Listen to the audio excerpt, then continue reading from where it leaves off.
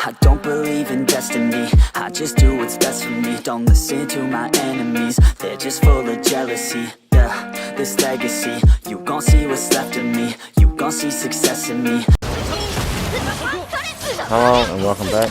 This is the Silent video. We'll be discussing the recent DLC, Nagato Uzumaki Edo Tensei version that has come to Shinobi Tracker within the past few days.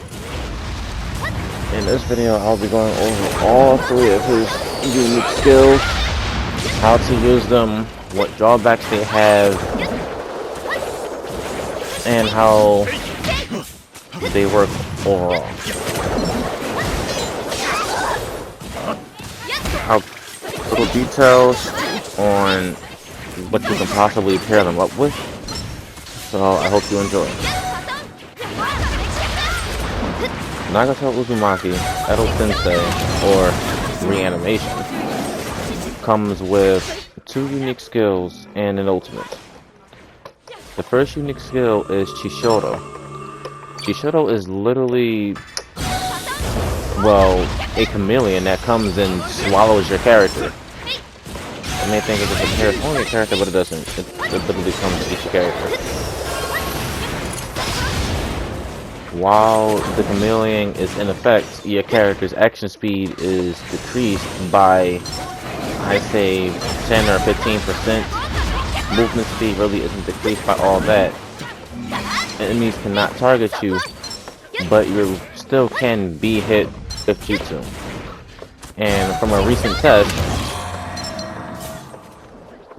if you try to use Byakugan, you're able to see the invisible target, but you still cannot lock onto them.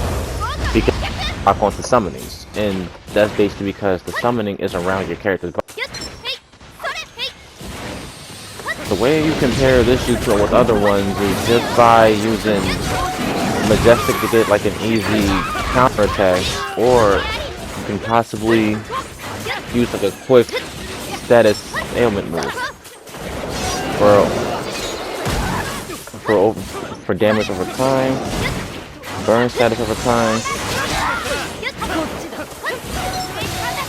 This Jutsu can be very useful, especially when it comes to almost a captured flag or base battle. They won't be able to see you coming, and so you can actually get that sneak attack. For his second Jutsu is the Shirado. The Shirado is basically what it seems like. It is a basically chakra puppet armor. All you really need to know about this Jutsu is that it's fairly simple to use, and it only really has one drawback, but we'll get to that later. So when you use this Jutsu, not only does your other Jutsu shot slot change, so you can to a different one, whether it's the cannon arm or whether it's the rapid missile barrage. For the cannon arm, you can actually break people's guard, so that whole animation to where you're shooting your fist at, that literally breaks their arm. Well, not their arm, well, their guard. It gets through all super armor type moves. Well, not all of them. I haven't tested with all of them, but it mainly guard breaks with sand shield and water pillar. So I'm guessing that's the more important part. But what most people aren't talking about when it comes to this particular Jutsu is that if you were to, let's say if you're running Great Breach and Puppet Armor, if you use Great Breach before the Puppet Armor, your Great Breach will not go on cooldown. It will stay exactly where it's at. So all in all, that is a huge drawback for this skill that not many people actually talk about.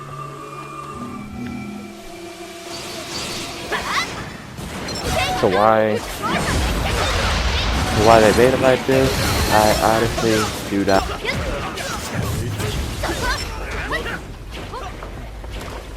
So just try to be careful when you So like, just try to be careful when you use this skill, because you don't want to leave yourself defenseless, especially when fighting like a whole team or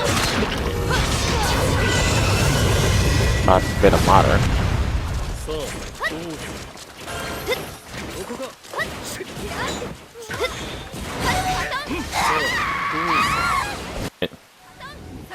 There's a huge drawback that not many people talk about.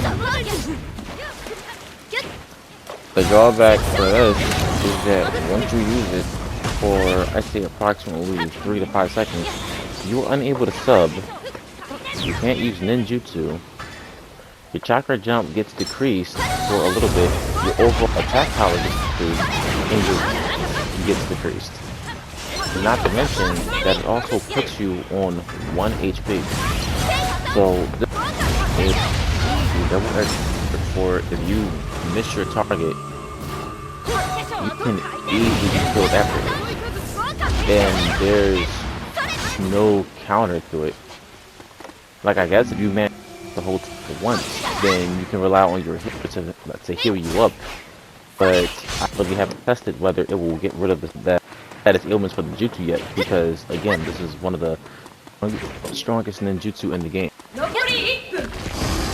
So as for the debuff, to recap, for the puppet armor, the real debuff is if you were to use your secondary jutsu before using the puppet armor, your secondary jutsu will continue to go on cooldown. It will literally freeze the cooldown. As for the ult, it debuffs your character by all their stats for 3 to 5 seconds and puts you on 1 HP. I'm glad that it's like a very even DLC, but I feel like it could have been more for what it's worth. If you have any thoughts, comments, anything that you want to just fill out about the DLC or how you feel about it, be sure to let me know down in the comment section below. Hope you enjoyed this video. Have a good one. I'm still gonna fight for what I love, still gonna die for what I love, still gonna try, I won't give up, still gonna fight until I've won. They say I'm way too obsessed and I've got nothing left, and I'm not quite there yet, but those words they'll regret, cause I've got something left and I'm not giving in. I will not let them win, I won't stop till the end. No.